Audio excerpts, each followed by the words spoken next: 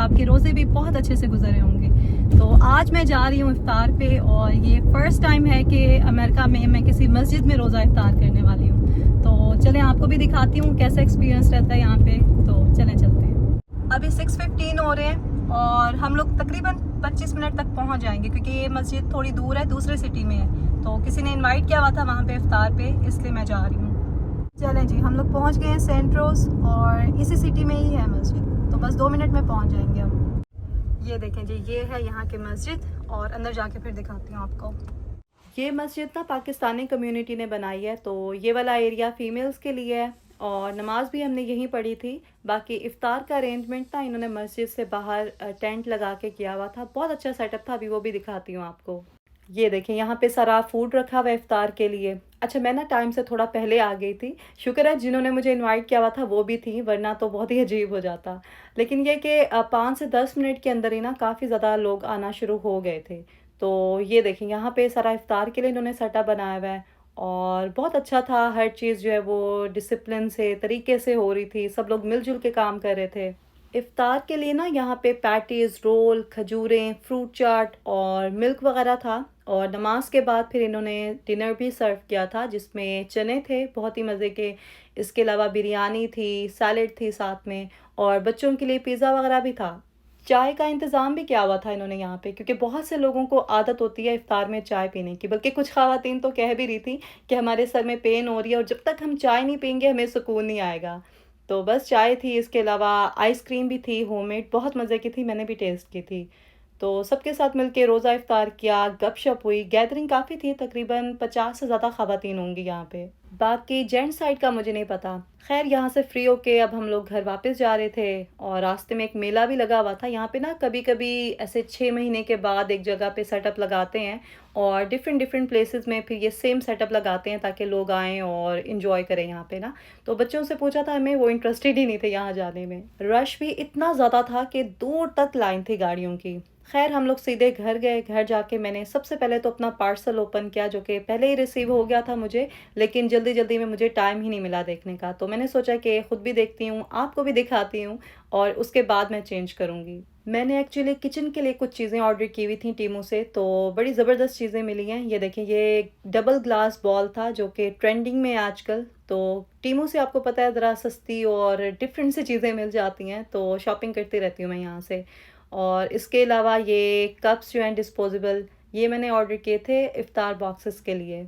एक vegetable cutter भी मैंने ऑर्डर किया था। वैसे तो मेरे पास नाइसर डाइसर है बहुत अच्छा, लेकिन ये जो छोटी चीज़ें होती हैं ना, ये हैंडी रहती हैं, तो मैंने सोचा चलो ये मंगा लेती हूँ, ये ज़्यादा यूज़ होगा। और इसके अलावा ये देखें, ये छोटे से कप्स हैं ग्लास के। तो ये 4 का सेट था, और बहुत अच्छे हैं, बिल्कुल लाइट वेट हैं। ये सब चीज़ें मैंने काफ़ी पहले ऑर्डर की थी, लेकिन इस बार पार्सल ना लेट हो गया था, तो टीमू ने फिर $5 का क्रेडिट भी दिया था मुझे। अच्छा, ये मैंने फ्राइंग के लिए मंगवाया था। आपको पता है रमज़ान में ये सब चीज़ें ज़्यादा यूज़ होती हैं, लेकिन क्वालिटी इसकी मुझे इतनी अच्छी नहीं लगी। बाकी सब चीज़ों की क्वालिटी बहुत अच्छी थी। प्राइस के लिहाज से ठीक ही था, क्योंकि 1-1.5 का ही लिया था मैंने। तो टीमू से आपको पता है ज़रा सस्ती चीज़ें मिल जाती हैं, और डिफरेंट भी होती हैं, वरना मार्केट में आपको इस तरह की चीज़ें कम ही नज़र आती हैं। एक छोटी सी सिलिकॉन की बॉटल भी ली थी मैंने, जिसके साथ ब्रश अटैच था। तो ये पैन को ग्रीस करने के लिए या फिर एग वगैरह की कोटिंग करने के लिए ना बहुत अच्छी रहती है। तो ये ऑर्डर की थी मैंने, और ये सब चीज़ें जो हैं बस कम प्राइस की ही थी। एक चीज़ थोड़ी महंगी थी, वो आपको दिखा देती हूँ। और ये मैं कब से लेना चाह रही थी, लेकिन जब भी मैं स्टोर पे देखती थी इसकी प्राइस काफ़ी ज़्यादा होती थी। तो यहाँ टीमो पे आई थिंक ये $12 का मिला था मुझे, लेकिन क्वालिटी इसकी बहुत अच्छी थी। तो ये ग्लास का पॉट है, जो कि आपको पता है कि आजकल ट्रेंडिंग में है। दिल तो मेरा कर रहा था कि जल्दी से इस पॉट में ना कोई चीज़ कुक करके देखूं, लेकिन फिर मैंने साइड पे रख दिया, क्योंकि लेट हो रहा था, बच्चों ने नेक्स्ट डे स्कूल भी जाना था। तो बस जो भी ज़रूरी काम थे वो सब समेटे, नमाज पढ़ी, और बस फिर हम सो गए थे। सहरी के लिए जो है ना, मैं उठी तो सबके लिए डिफरेंट डिफरेंट चीज़ें बनानी थी आज मुझे। अमान ने रात में बोला था कि मामा मुझे सहरी में ना ऑमलेट ब्रेड देना, मैं पराठा नहीं खाऊंगा। और अपने लिए मैंने आलू का पराठा बना लिया था, क्योंकि ये थोड़ी सी पीठी रखी हुई थी, अगर मैं ना बनाती ना तो वेस्ट हो जानी थी। और हैदर के लिए जो है एग्स बॉईल किए, साथ में कबाब थे। आज उन्होंने भी बोला था कि मैं पराठा नहीं खाऊंगा, ब्रेड ही लूँगा, क्योंकि पराठे खाने से ना वाकई बहुत हैवी फील होता है आपको, और कुछ दिन तो आप खा लेते हैं लेकिन डेली नहीं खा सकते। इस तरह की ऑयली और हैवी चीज़ें खानी भी नहीं चाहिए रमज़ान में, बस पता नहीं किसने हमारे कल्चर में ये सब चीज़ें ऐड कर दी हैं। हालाँकि इस्लाम में तो यही है कि आप लाइट से सहरी करें ताकि आपका दिन अच्छा-सा गुज़रे, आप लाइट फ़ील करें। मैं खुद भी यूजुअली लाइट से ही सहरी करती हूँ, बस आज मैंने ये छोटा-सा पराठा बना लिया था अपने लिए ताकि आलू की पीठी वेस्ट ना हो। और साथ में ये लस्सी बना रही थी, मीठी लस्सी, तो इसके अंदर मैंने गुड़ डाला था और अमान को लस्सी ही पीनी होती है, दूध तो वो लेता ही नहीं है सहरी में। तो पहले मैं दही में ना थोड़ा गुड़ डाल के उसको अच्छे से बीट करती हूँ, उसके बाद पानी और मिल्क ऐड करती हूँ, तो बड़ी मज़े की ये गुड़ वाली लस्सी बनती है, आप लोग ज़रूर ट्राई करना। मीठा मैं इसमें कम ही ऐड करती हूँ, बस इतना ही कि हल्का सा फ्लेवर आ जाए। तो यहाँ पे ये बेरीज़ जो है ना मैंने उसी ग्लास बॉल में रखी हैं जो मैंने टीमू से ऑर्डर किया था। तो बस सहरी के बाद वही जो रूटीन होती है, थोड़ा-सा टाइम होता है, बच्चों ने स्कूल जाना होता है, तो एक पारा भी जो है ना नहीं पढ़ा जाता उस टाइम में ना। तो बच्चों को स्कूल छोड़ने गई थी मैं, आजकल ठंड यहाँ पे दोबारा से हो रही है, बस मौसम जो है ना ट्रिकी है यहाँ पे। अली यहाँ पे फुल नींद में है और खुद को घसीटते हुए स्कूल लेके जा रहा है, कह रहा था कि मेरी छुट्टी करा दो। बस वीकेंड पे ना बच्चों की रूटीन डिस्टर्ब हो जाती है, रात को लेट सोते हैं ना, तो सुबह फिर बड़ी मुश्किल से इनको उठाना होता है स्कूल के लिए। नींद तो वैसे मेरी भी पूरी नहीं हुई थी और यही सोचा था कि बच्चों को स्कूल छोड़ के आऊँगी तो मज़े से सो जाऊँगी, लेकिन जैसे ही मैं घर आई तो पता चला कि अमान की स्कूल बस नहीं आई, तो बस उसको भी फिर मुझे छोड़ने जाना पड़ा स्कूल। और जब फिर उसके बाद मैं वापस आई तो फ़ौरन ही आके मैं सो गई थी और फिर मैं काफ़ी लेट उठी थी। अभी दोपहर के तकरीबन 2 बज रहे हैं और ज़ोहर की नमाज़ पढ़ के ना आज मैं सीधी अपने रूम में आई हूँ क्योंकि मुझे अपना रूम क्लीन करना है, बहुत मेसी हो रहा है। आपको सारा मेस यहाँ पे भी नज़र आ रहा होगा और वहाँ पे भी कुछ कपड़े रखे हैं जो मुझे समेटने हैं सारे।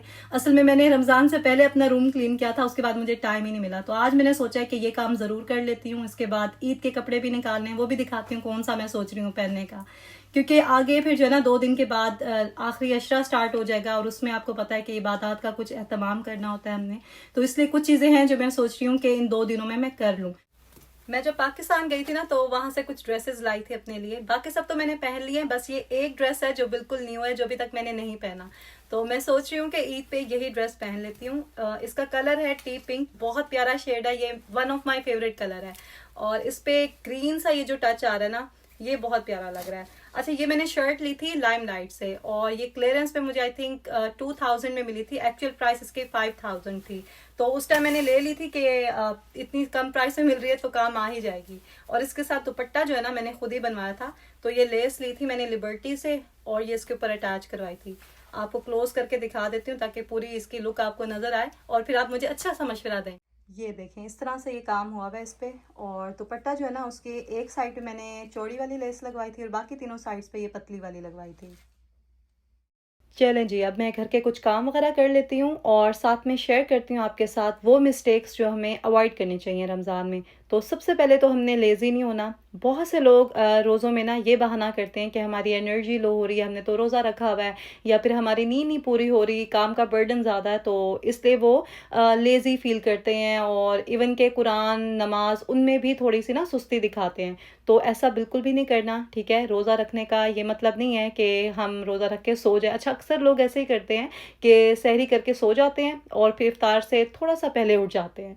वैसे मैं एक लेक्चर सुन रही थी, उसमें वो बता रहे थे कि ऐसे लोग जो मूवीज़ देखते हैं या फिर इंस्टाग्राम, टिकटॉक इन चीज़ों पे अपना टाइम वेस्ट करते हैं या इस तरह की और चीज़ें एक्टिविटीज़ करते हैं, उनके लिए तो बेहतर है कि वो सोए ही रहें रोज़ा रख के, ताकि वो गुनाह के काम ना करें। मुझे तो ये कॉन्सेप्ट समझ में नहीं आता कि लोग कैसे इस तरह की चीज़ें कर लेते हैं रोज़ा रख के, क्योंकि रोज़ा रखने का ये मतलब तो नहीं है कि हम बस भूखे प्यासे रहें। हमने तो एक्चुअली हर उस चीज़ से बचना होता है जो हमें अल्लाह से दूर करती है। हमारी तो आँख का भी रोज़ा होता है ताकि हम कोई ऐसी चीज़ ना देखें, और ज़बान का भी रोज़ा होता है ताकि कोई ऐसे अल्फाज, कोई ऐसी बात हम किसी से ना करें जिससे किसी को दुःख पहुँचे। इवन के गुस्सा करना भी जायज़ नहीं है रोज़े में।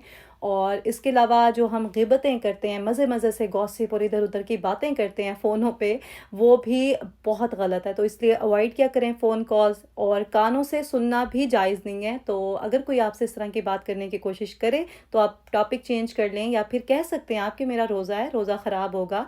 और ये चीज़ें हमें एक्चुअली कहनी चाहिए दूसरों को, ताकि एक दूसरे की हम इस तरह से इस्लाह कर सकें। इस तरह की छोटी-छोटी बेशुमार चीज़ें जिनका हमें ज़रूर ख़्याल रखना चाहिए रोज़े की हालत में, क्योंकि रोज़ा रोज़ा हम अल्लाह के लिए रखते हैं तो इसको इतना स्पेशल, इतने अच्छे तरीके से हमें करना चाहिए कि अल्लाह कबूल भी करे। अच्छा, यहाँ पे इफ़्तार का टाइम हो रहा था तो मैं आपको दिखा देती हूँ। यूजुअली हम इफ़्तार में यही सब चीज़ें ही लेते हैं, कभी कोई और चीज़ भी ऐड कर देती हूँ या कुछ माइनस कर देती हूँ उन चीज़ों में से। तो मैंने दही बड़े लिए हैं, साथ में फ्रूट चाट लिया है, एक लेग पीस है जो कि मैंने रोस्ट किया था, और इसके अलावा ये सैलड है, बीन सैलड, जो कि हम सब की फेवरेट है। हम लोग इफ़्तार और डिनर एक साथ ही करते हैं, और बाकी लेट नाइट कोई स्नैक वगैरह लेना हो तो ले लेते हैं। तो बस इसके बाद वही घर के कुछ काम वगैरह सिमटा समेटी जो चलता रहता है।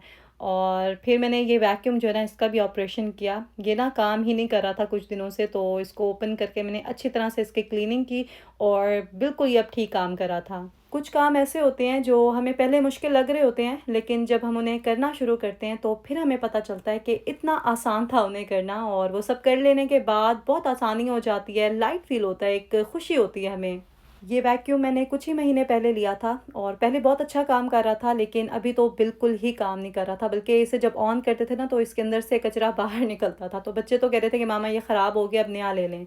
असल में बच्चे यूज़ करते हैं ना तो वो फिर इतना ख्याल नहीं करते, और सारा कचरा वगैरह ना इसमें स्टक हो गया था, ओवरलोड हो गया था, क्योंकि बच्चे ज़रा केयरलेस होकर चीज़ें यूज़ करते हैं। तो अब मैंने उनको बताया कि पहले आपने जो भी चीज़ें नीचे गिरी हुई हों वो हाथ से उठानी है, और उसके बाद आपने वैक्यूम से जो है ना वो क्लीन करना है, क्योंकि ये एक्चुअली डस्ट वगैरह जो है ना वो क्लीन करने के लिए। चलें जी, ब्लॉग को मैं यहीं पे एंड कर रही हूँ। अपना बहुत ज़्यादा ख्याल रखें, दुआ में याद रखें। अगर ब्लॉग अच्छा लगे तो इसे लाइक ज़रूर करें। मिलते हैं फिर नेक्स्ट ब्लॉग में। अल्लाह हाफिज़।